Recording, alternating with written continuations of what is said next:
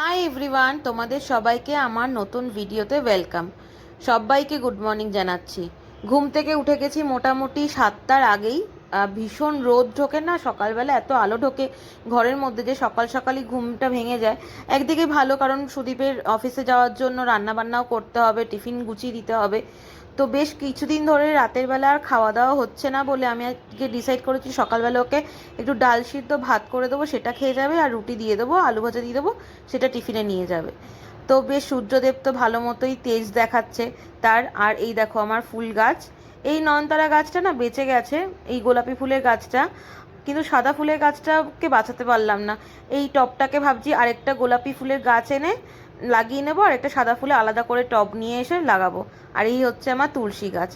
বেশ ভালো, দেখো 4টে ফুল হয়েছিল, শুধু এমনভাবে জল দিয়েছে, আরেকটা ফুল নিচে পড়ে গেছে, তো ওটা দেওয়া যাবে না, ঠাকুরের পায়ে একটু ইয়েও হয়ে গেছে, মানে মাটির সাথে মিশেও গেছে। তো এই হচ্ছে সাদা ফুলের গাছটা, দেখলেই খারাপ লাগে আমার। তো যাই হোক, যেতে হবে আবার নার্সারিতে গিয়ে আবার 2-3টে ভাবছি গাছ নিয়ে চলে আসব। আজকে সকাল সকাল যেহেতু সুদীপের যাওয়ার জন্য, অফিসে বেরোনোর জন্য রান্না বান্না হয়ে গেছে, আমি একবার স্নান করে পুজো দিয়ে নিয়েছি।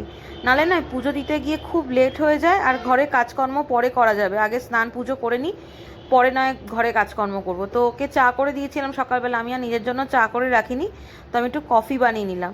আর এই কফিটা তো আমার অল টাইম ফেভারিট, তোমরা জানোই কফি খেতে আমার ভীষণই ভালো লাগে। এই 1 কাপ কফি থেকে ফার্স্টে আমিও ঘাবড়ে গেছিলাম যে তোমরা কি বলবে না, মানে বলবে, ভাববে যে এত গরমে কফি, কিন্তু আমার সবসময় কফি খেতে ভালো লাগে। তারপরে তো ওকে সকালবেলা যেহেতু ডাল সিদ্ধ ভাত করে দিয়েছিলাম, ডিম ভেজে দিয়েছিলাম, তো আমিও সেটা লাঞ্চে নিয়ে নিয়েছি। কারণ রান্নাঘরে ঢুকতে দেখলেই আমাকে বলছে যে তুমি রান্না করে তুমি খাও, কিন্তু আমাকে রান্না করে দেবে না। এই গরমে রান্নাঘরে ঢোকার দরকার নেই, অনলাইন অর্ডার করে কিছু একটা খেয়ে নেবো, এইসবই দুদিন ধরে চলছে আমাদের। তাই আমি ভাবলাম না, আজকে বিকেল বিকেল রান্নাটা সেরে নিই। তো ফ্রিজে 4 পিস মতো মাছ ছিল, সেটা দিয়ে আলু পটল দিয়ে একটুখানি ঝাল মতো করে নিচ্ছি। কারণ ও পাতলা ঝোল হলে খেতে চায় না, ভীষণই ক্র্যাঙ্কি থাকে পাতলা ঝোল খাবো না বলে। তো আমি একটুখানি মশলা টশলা দিয়ে বেশি করে একটু ঝোলটা বানিয়ে নিচ্ছি, 2 দিন মতো হয়ে যাবে। 2 দিন বলতে একবেলা একবেলা করে 2 দিন হয়ে যাবে আমাদের দুজনেরই। আর ও তো পেটির মাছ ছাড়া কোনো মাছই খেতে পছন্দ করে না, তো পেটির মাছ ছিল, তো ওটা দিয়ে আলু পটল দিয়ে ঝোল বানিয়ে নিচ্ছি। আর সাইড বাই সাইড আমি ভাতটাও বসিয়ে দিলাম, কারণ গরম ভাত তো এই সময় খাওয়া যায় না, ঠান্ডা হলেই ভাত খেতে লাগে। তো আমি ঝোলটা যখন আবার ডিনার করবে তখন আবার গরম করে দেব। ঝোলটা বেশ ভালো হয়েছিল।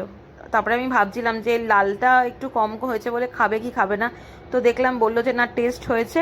ঝোলের ভীষণ বাছাই করে খাবার খায় সুদীপ, সব রকমই খাবার খায়, কিন্তু এত অল্প করে খাবার খায় না, আর ওকে খাইয়ে শান্তি নেই, মানে ও খুবই মানে বেছে গুনে খাবার খায়, সব খাবার ও পছন্দ করে না সুদীপ। তো এই হচ্ছে আমার মাছের ঝোল রেডি হয়ে গেছে। আর ওদিকে ভাতটাও আমি নামিয়ে দিয়েছি, ভাতও হয়ে গেছিলো। আর সাথে একটু চাটনি বানাবো, আমের চাটনি। 4টে মতো আম এনেছিল, তার মধ্যে একটা আম না একটু নষ্ট নষ্ট হয়ে গেছে বলে ওটা ফেলে দিতে হলো। 3টে আম দিয়ে আমের চাটনি করে নেবো। আগের আমের চাটনিটা শেষ হয়ে গেছে, ফুরিয়ে গেছে, তো আবার একটু স্টকে বানিয়ে রাখবো আর কি। কারণ কি না, এই তো আমের দিন, এখনও পর্যন্ত পাকা আম ভালো মতো ওঠেনি।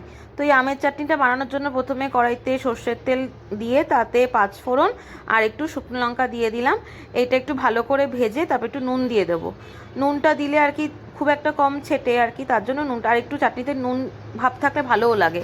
তারপরে কেটে রাখা এই আমগুলো দিয়ে, আমি চিনিটা দিয়েছি কিন্তু ওটা ভিডিও করতে ভুলে গেছি, 4 চামচ মতো চিনি দিয়েছিলাম। আর হচ্ছে তোমার একটু হলুদ দিয়ে দিলাম, ব্যাস জল দিয়ে ফুটতে দেবো। ফুটে আসলে তারপরে চিনি দিতে হবে। চিনির ক্লিপটা আমি ভেবেছিলাম হয়তো উঠেছে, রেকর্ড হয়েছে, তারপরে দেখছি না রেকর্ড হয়নি, 4 চামচ মতো চিনি লেগেছিলো। আর নামানোর আগে একটু ভাজা মশলা থাকে যে ঘরে, সেই ভাজা মশলা দিয়ে দিয়েছিলাম। এটা আমার ঠাকুমার রেসিপি, ভাজা মশলাটা দিতে ঠাকুমাকেই দেখতাম আর কি। তারপরে দেখলাম ও অফিস ফেরত একটু সিঙ্গারা নিয়ে এসেছিলো, বেশ সিঙ্গারাটা আনছে এই কদিন ধরে দেখতে পাচ্ছি। আগেও একদিন এনেছিল সিঙ্গারা জিলেপি, তো আজকে 2টো করে সিঙ্গারা এনেছিল।